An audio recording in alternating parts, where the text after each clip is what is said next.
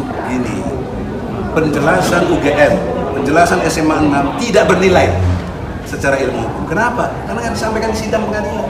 Jadi oleh karena itu UGM kalau mau ikut serta, SMA 6 kalau mau ikut serta, karena memang juga bagian yang kita duga, datang dong. Kesaksian-kesaksian yang diberikan oleh teman-teman Pak Jokowi bukan tidak berarti, itu sangat berarti. Di mana sangat berartinya? Karena itu akan memberikan informasi yang berimbang kepada publik Indonesia.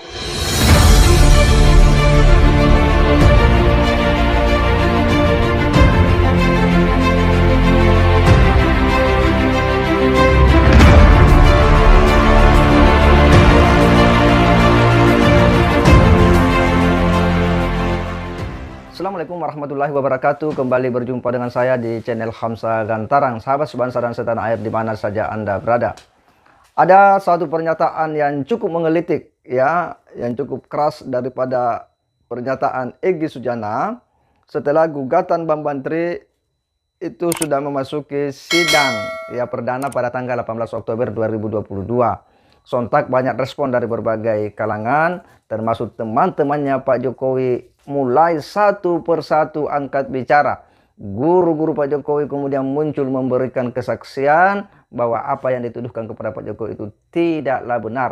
Mereka memunculkan bukti demi bukti, foto fotokopi ijazah, menyandingkan dengan ijazahnya. Demikian pula Kepala Sekolah SMA 6 Solo memperlihatkan buku induk catatan tanda daftar mahasiswa ketika mulai mendaftar tahun masuk dan tahun keluar. Banyaklah kesaksian-kesaksian itu semua yang secara tidak langsung itu akan melemahkan apa yang digugat oleh Bambang Tri Mulyono. Tetapi satu pernyataan daripada Egy Sujana yang kemudian membantah itu semua. Dia mengatakan bahwa tidak ada artinya itu semua. Tidak ada artinya semua yang dinyatakan keterangan-keterangan jika tidak disampaikan di muka pengadilan. Makanya dia menantang bahwa kalau memang mau silakan datang ke pengadilan. Kalau perlu ya masuk menjadi penggugat intervensi untuk melibatkan diri jika merasa kepentingan itu diserang. Kita akan coba menyimak dulu seperti apa penyampaian daripada Pak Egy Sujana yang cukup menggelitik. Ini yang kelihatannya cukup menantang bagi mereka-mereka yang angkat suara terkait dengan dugaan ijazah palsu Pak Jokowi. Itu begini, penjelasan UGM, penjelasan SMA 6 tidak bernilai secara ilmu hukum. Kenapa? Karena yang disampaikan di sidang pengadilan. Kenapa kalau di sidang pengadilan sangat dianggap layak? Karena ada sumpah demi Allah, punya nanti kafaratnya baik secara agama maupun sumpah palsu, sanksinya 7 tahun. Nah, jadi kalau cuma di medsos sih siapa yang kena sanksi? Jadi oleh karena itu UGM kalau mau ikut serta, SMA 6 kalau mau ikut serta, karena memang juga bagian yang kita duga, datang dong. Kayak orang tadi itu ada yang ngomong mau mendaftarkan diri dia sebagai yang gugat intervensi. Toh, artinya nanti rektor ataupun kepala sekolah nanti dihadirkan sebagai saksi. Iya dong. Atau dia sebagai penggugat intervensi bisa. Para pihak jadinya. Gitu. Nah, makanya kita terbuka untuk umum semuanya. Ayo kita. Nah, melewat penjelasan ini saya kira jangan sangka buruk. Ini baik buat Jokowi. Kan sebenarnya cuma nggak sampai 10 menit saya kira. Jokowi datang, nih ijazah saya yang asli kok. Mana yang palsunya mana? Kan selesai. Kok kenapa berbelit-belit begini? Ya, kenapa capek ngutus-ngutus jaksa? Ini bukan urusan kenegaraan, ini urusan pribadi. Bukan tidak boleh, sangat boleh, tapi tidak pada tempatnya. Ya, sangat jelas ya apa yang disampaikan oleh Pak Egy Sujana, ya, bahwa dia hendak menyatakan kepada publik dan kepada mereka-mereka yang membantah apa yang disampaikan oleh Bambang Tri Mulyono terkait dengan dugaan ijazah palsu Pak Jokowi. Mereka-mereka yang memperlihatkan bukti-bukti dan kesaksian itu menurut Pak Egy Sujana itu tidak ada nilainya, ya. Itu tidak ada artinya karena tidak dibuktikan di muka pengadilan. Kalau memang mau ya membuktikan silahkan datang ya kepada pengadilan ya, kalau perlu ya masuk dalam ya penggugat intervensi atau melibatkan diri ya untuk memihak kepada salah satu pihak, dalam hal ini pihak tergugat. Nah, ini sebenarnya adalah semua orang paham ya bahwa memang proses pembuktian itu kan di pengadilan ya. Kenapa? Karena ketika di pengadilan orang kan disumpah terlebih dahulu yang juga memiliki konsekuensi hukum ya. Kalau sumpah palsu ya ada ancaman pidananya ya, dan kalaupun misalnya tidak terbukti sumpah palsu dan ternyata itu kesaksiannya tidak utuh, maka ada kan konsekuensi ya hukum menurut agama ya. Kita sepakat di situ. Tetapi ya ini kan Bang Bantri itu awalnya membuat framing dan informasi-informasi ya melalui podcast ya.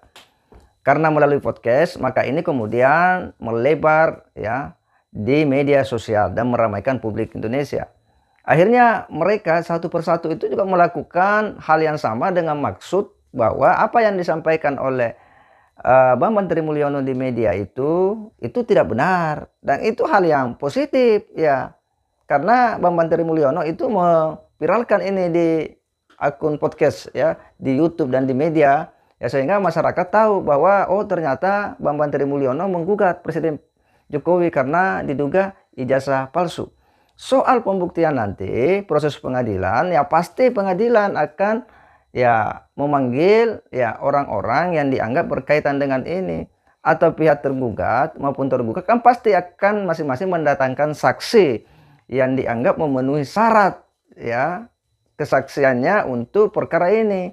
Jadi Pak Egy Sujana ya tunggu bahwa mereka ini ya pasti akan dimintai kesaksiannya ya, karena pasti hakim ya akan meminta ya kepada siapa yang memang dianggap ya berkaitan dengan ini. Ada kan juga namanya saksi ahli ya, dan saksi dari pihak tergugat ya maupun pihak tergugat.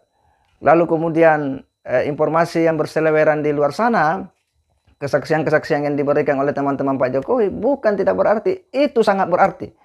Di mana sangat berartinya? Karena itu akan memberikan informasi yang berimbang kepada publik Indonesia, kepada masyarakat Indonesia yang seakan-akan ya percaya dengan apa yang disampaikan oleh Bang Bantri Mulyono dengan begitu berapi-api, begitu bersemangat.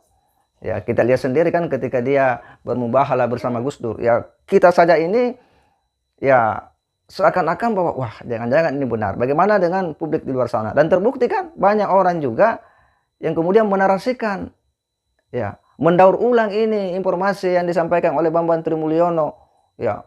Bahkan Novel Bamukmin demo ya, keluar-keluar lagi ijazah palsu, ibu palsu, bapak palsu, detailnya juga diragukan palsu.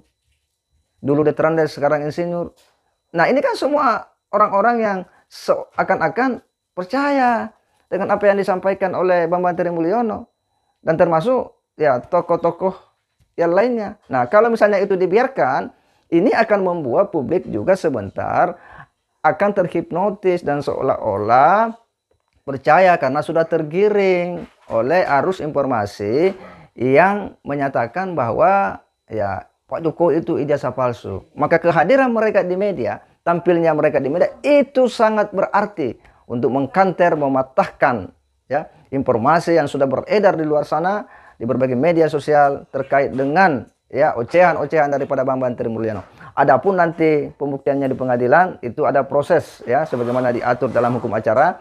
Pembuktiannya pasti akan dipanggil orang-orang yang dianggap bersyarat untuk kemudian menjadi saksi, dan biarkan mereka di sana untuk kemudian menyampaikan kesaksian sebagaimana fakta-fakta yang dia miliki. Bagi mereka yang mau ya menjadi penggugat ya, apakah dia penggugat intervensi ya atau mau melibatkan diri ya, saya kira semua sah-sah saja karena itu diatur dalam hukum acara kita. Kita akan menunggu bagaimana proses ini akan berjalan.